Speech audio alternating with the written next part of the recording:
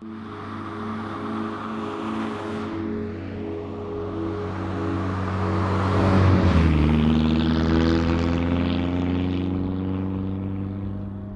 it or not, this amazing little pickup is only 23 years old, so think of it as the Benjamin Button of the car world. Looks ancient, but actually isn't. That said, the Datsun Sunny truck was designed in 1971 with very few changes made until it was retired in 1994, meaning a Spartan interior and zero safety features. Hell, I'm even impressed that it came with seatbelts looking at the thing. Inside you get only the very basics, including a speedo, temperature, fuel and oil gauge, wind-up windows, the world's most basic heater controls and a single stalk for the indicators. Pulling a knob on the right turns the lights on and that's all there is to it. Under the bonnet sits a cute 1200cc 4-cylinder inline-4 that drives the rear wheels. This one's also got a fart can, meaning it sounds like 1,000 angry bees stinging each other in the mouths. Right, here we go.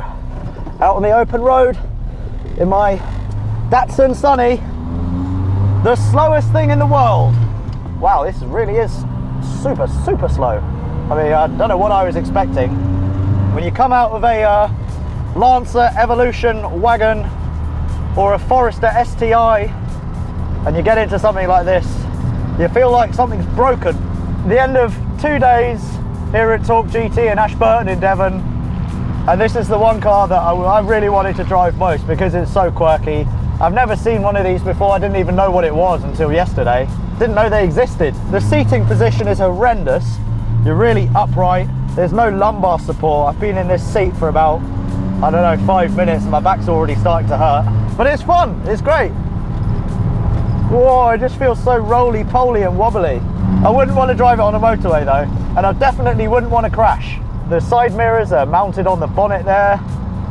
You can't see anything out of them, they're tiny. There's no point in having them. We got 3 gears, we got 4 gears. Do we have 5 gears? No, I don't think so. I don't know what that does. I think we've got 4 forward gears and 1 reverse gear.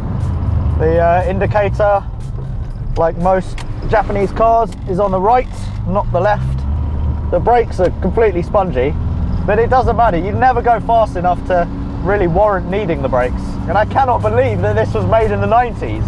How did this ever get past any legislation? What a fabulous little thing. Right, we're in third. I'm going to knock it into 4th. There we go. 4th gear. That was a brave move going uphill. Oh, my back is really starting to ache already. It's really noisy in here, very boomy. It's one of those cars that you really feel you want to drive and you have to drive, but then you're really happy to give it back. A bit like if you're someone in your 30s and you're thinking about having kids. This isn't me, by the way. And if you take someone's child for like an hour or so, you're like, oh, it's so nice, isn't that lovely? And then the kid vomits on you and you're like, okay, I'm done with you. Go back to your mum. Obviously, don't have any power steering because the car is so damn light. I reckon this weighs about, I don't know, 800 kilos. No ABS, no traction control. It's just man and machine. It's not really, it's way too flimsy for that. And the great thing about this is it looks like it's so easy to fix. And if it breaks down, just pick it up, put it in your pocket and walk home. Going over a cattle grid. Oh, that was smooth. Oh, Dartmoor looks really nice at this time. The roads are quieter now as well. All the damn tourists have buggered off. Just cruising through the moors in my Datsun Hakasura. I don't know what Hakasura means, by the way. Could be something extremely rude.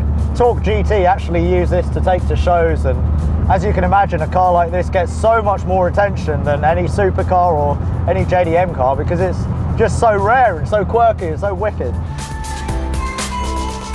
I'm trying.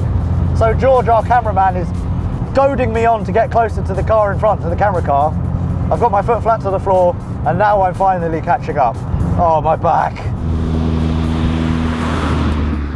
Not a lot of steering inputs doing anything. Got a CD player, kind of looks completely out of place. I hope you guys like quirky stuff like this because it's not something you see every day. And I reckon this is probably one of the coolest pickup trucks you will ever see. This definitely isn't a car that you'd want to take on a long journey, especially not with someone next to you, because you wouldn't be able to have a conversation at 60 miles an hour because it's so noisy. We have sheep in the road. The good thing about having a pickup truck in Devon is if you do knock over a sheep, just put it in the flatbed and then you've got food for at least 3 days.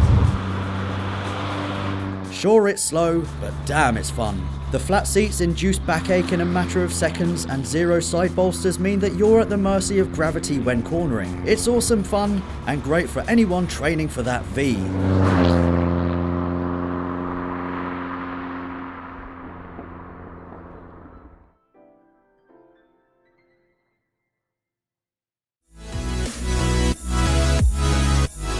The word Celica was derived from the Latin word coelica, meaning heavenly or celestial. And while I've never described a car with either of these words, it's time to find out if driving it is as good as the name suggests. Welcome everybody to the 7th and last generation of the Toyota Celica.